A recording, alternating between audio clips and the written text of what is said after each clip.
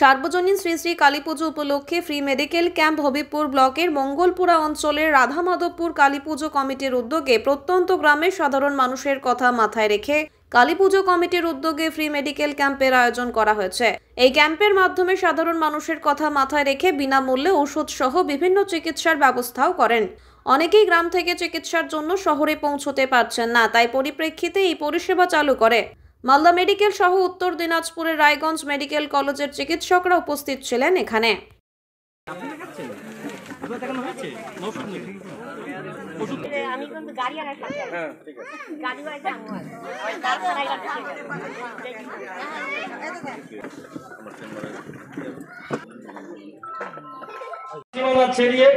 ছাড়িয়ে ভারতবর্ষের বিভিন্ন শহরে সেই এমনকি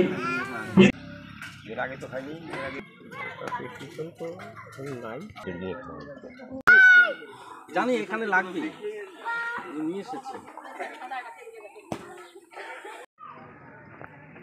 এই গ্রামে গতকাল একটা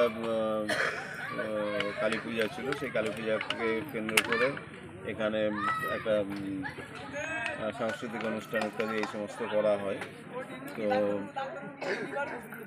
এই আজকের এই প্রোগ্রামের অর্গানাইজার যিনি কৃষ্ণ সমাজদার, উনি এই গ্রামেরই তার জন্মস্থান। তো উনি আমাকে অনুরোধ করেছিলেন যে আমাদের গ্রামটা বিচ্ছিন্ন গ্রাম, মানে শহর থেকে অনেক দূরে রিমোট গ্রাম, ওখানকার গরিব লোকজন বেশি এবং আদিবাসীও এখানে প্রচুর, যারা নাকি রেগুলারভাবে চিকিৎসার সুযোগ সুবিধা থেকে বঞ্চিত আর কি। তো এরকম একটা প্রত্যন্ত গ্রামে আমাকে প্রস্তাব দেয় যে এরকম একটা চিকিৎসা শিবির করলে বহু লোক উপকৃত হবে। তো আমাদের এই চিকিৎসা শিবিরের সঙ্গে সঙ্গে আমাদের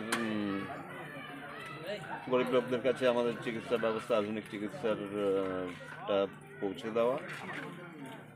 এর মানে শুধুমাত্র এই নয় যে শুধুমাত্র চিকিৎসা শিবির করতে এসেছি মানে ওষুধ দিচ্ছি, কিন্তু যেগুলো ওষুধ আমাদের কাছে আছে এগুলো আমার ব্যক্তিগত কিছু কিনে আনা ওষুধ আছে, কিছু ফিজিশিয়ান স্যাম্পেলও কিছু পেয়েছি, কলকাতা থেকেও কিছু ফিজিশিয়ান স্যাম্পেল পেয়েছি।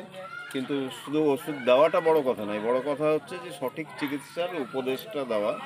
সেই উপদেশটা আজকে এই সমস্ত লোকেরা কষ্ট করে যদি মালদায় যেত, সেখানে আমাকে চেম্বারে আমাকে 500 টাকা করে মিনিমাম ফিস দিতে হতো। হ্যাঁ, তো সেইটা এক নম্বর হচ্ছে যে তারা মালদায় সেভাবে যেতে পারবে না, আর সেই আর্থিক সামর্থ্য নেই যারা এখানে আসছেন। তো তাদের কাছে এই চিকিৎসা পরিষেবাটা পৌঁছে দেওয়া, আর এই চিকিৎসা পরিষেবাটা পৌঁছে দেওয়ার সঙ্গে সঙ্গে আমরা একটু, যে আপনারা জানেন যে বিগত দিনে আরজি কর মেডিকেল কলেজে যে আমাদের জুনিয়র ডাক্তার নৃশংসভাবে অন ডিউটি অবস্থায়, চিকিৎসারত অবস্থায়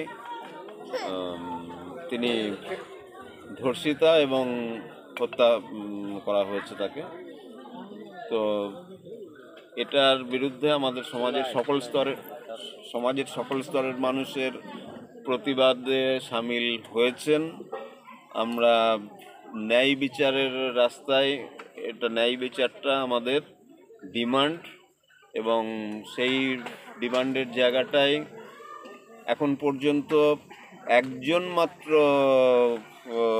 ব্যক্তিকে সিভিক পুলিশ তাকে গ্রেপ্তার করে তাকেই আসামি করা হয়েছে, কিন্তু তার দেহে যত আঘাতের চিহ্ন ইত্যাদি রয়েছে তাতে আমরা মনে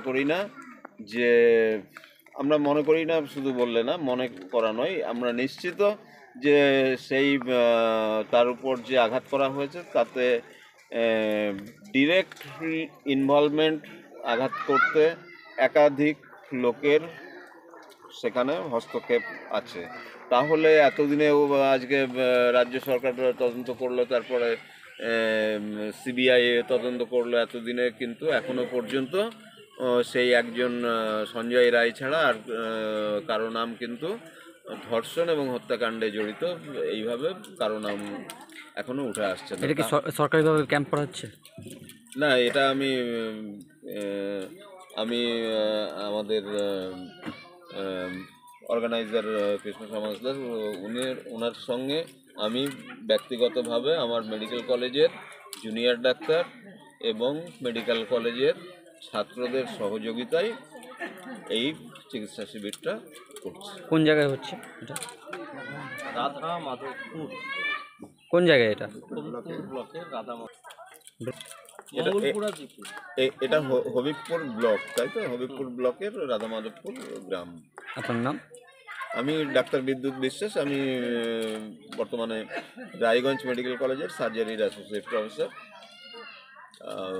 বর্তমানে মালদা নিবাসী। ঠিক।